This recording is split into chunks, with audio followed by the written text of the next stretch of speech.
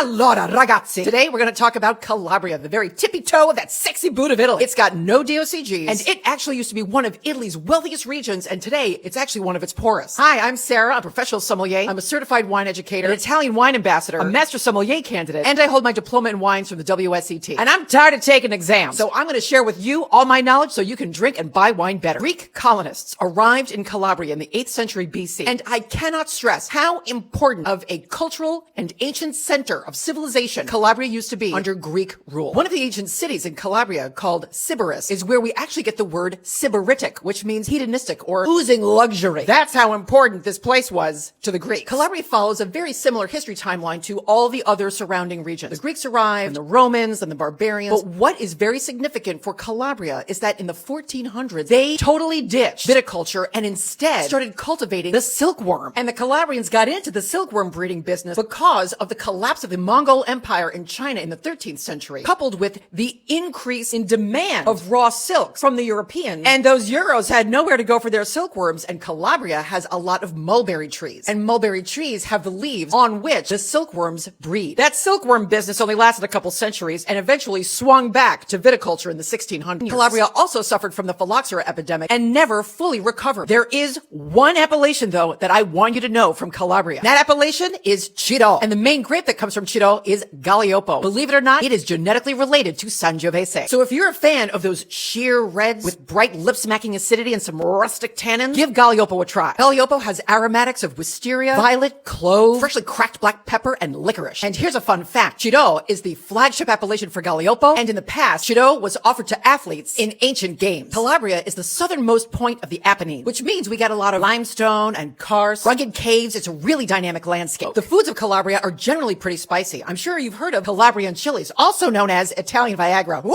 But it's best known for its spreadable pork sausage called nduja, pork meatballs, swordfish, fried donuts, chickpeas, and durum wheat pasta. Now that long and crooked toe of Calabria is surrounded by two seas, the Tyrrhenian and the Ionian. There's also the Strait of Messina that separates Calabria from Sicily. And you know what all of this sounds like to me? Sounds like we need to go there. Got more questions about Calabria? DM me.